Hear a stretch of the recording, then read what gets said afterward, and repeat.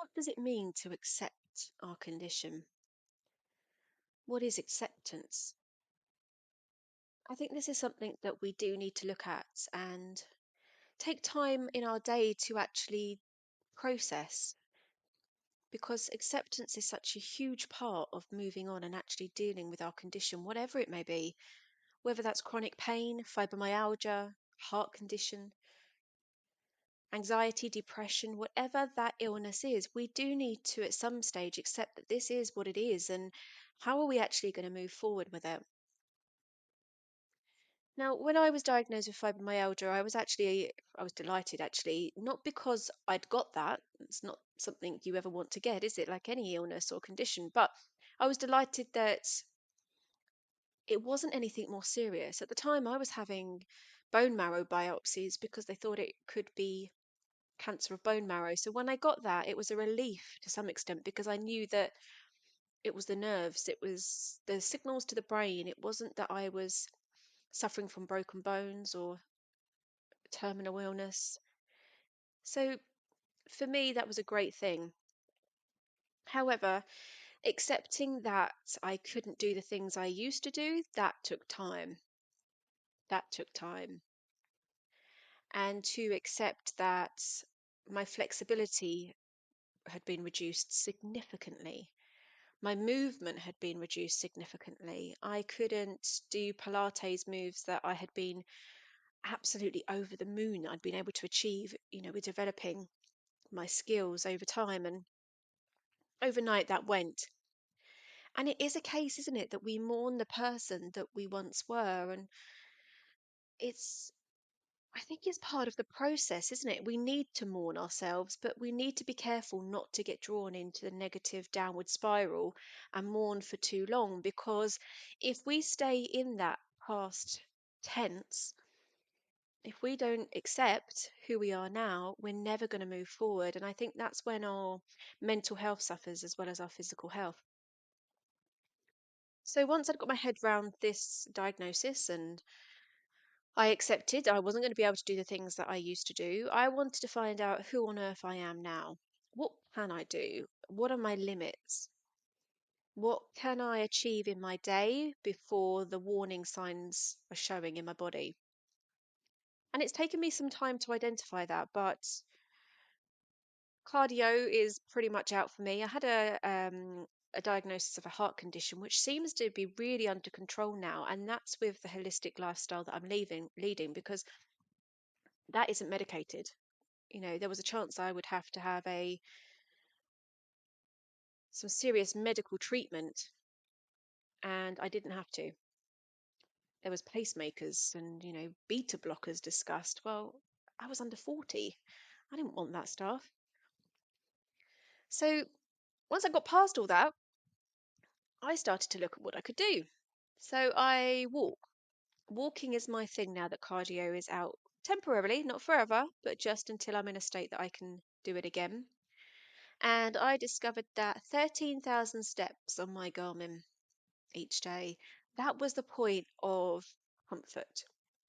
If I go past that, then I know that the next day or that evening, I'm going to have a few niggly concerns. I'm going to get a bit of aching pains, a bit of distress going on in the body. So that's okay. I manage that, and I know that that's now where I need to aim for. But days like yesterday, I did 25,000 steps, and today I am very much feeling that I did 25,000 steps. But I accept that yesterday I wanted to live. I was exploring a new area, incredible beauty. There was no way that I was going to say, actually, I'm off work, but I'm not going to do anything because I might ache tomorrow. So as long as we know how we can deal with our bodies, as long as we accept that that is the body that's presenting itself, then we can work with that. There is so much holistic healing that we can do, and that's not mumbo jumbo. And I know it can sound a little bit hippie sometimes, I know. But for instance, I knew I was going out yesterday. So before I did, I got on my exercise mat and I stretched. And when I got home last night, I stretched. Now, yes, okay, I'm feeling it today, but can you imagine how much worse I would feel if I hadn't have done that? Today, I have some really important clients to meet, and I know that if I eat the wrong things, I'm going to feel really tired when I'm feeling tired as it is.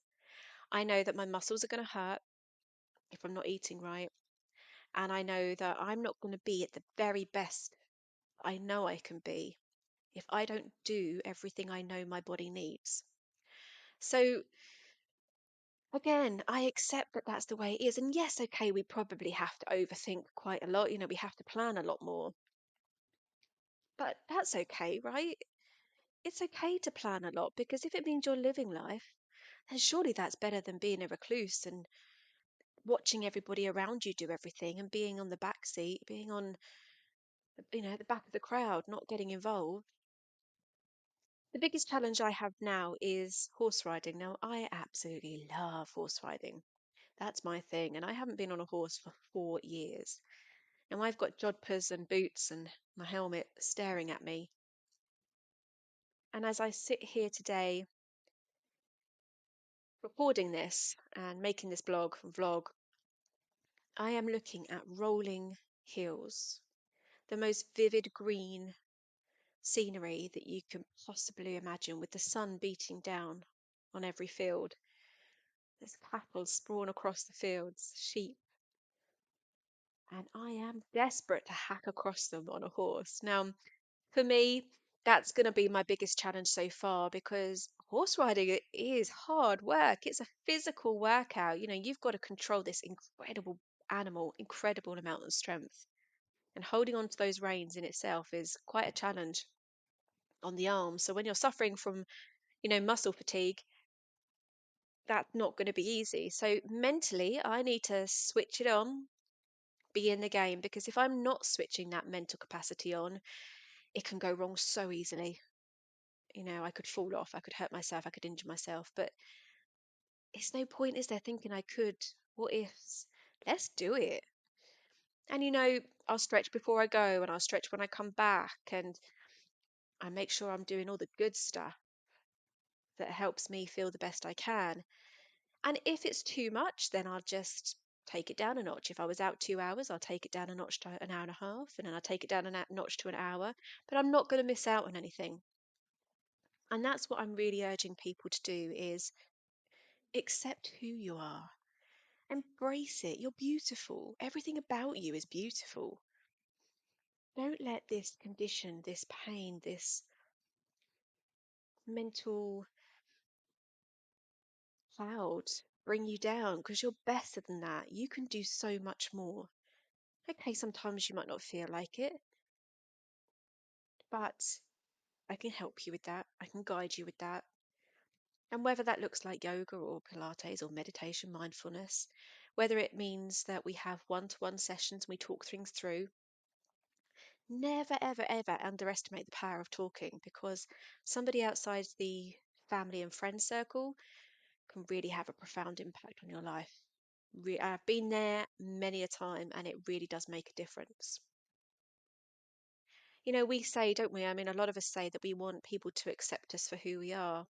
Well, we can't expect other people to accept us until we do ourselves. I never ask anybody to do anything that I wouldn't do myself. Never. So that goes for this very subject as well. So, what I'd love to ask you is, start to write down the good stuff. Start to get the thoughts out of your head. If anything's holding you back, again, write it down.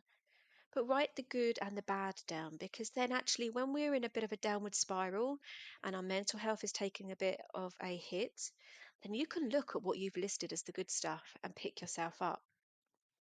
Not easy. No way am I saying it's easy, but it's so worthwhile. I would absolutely love to hear how you're doing, how you're getting on, whether you found this useful, and if I can help in any way as well. Take care of yourself. Be good and kind to yourself. That's really important. And I'm sending so much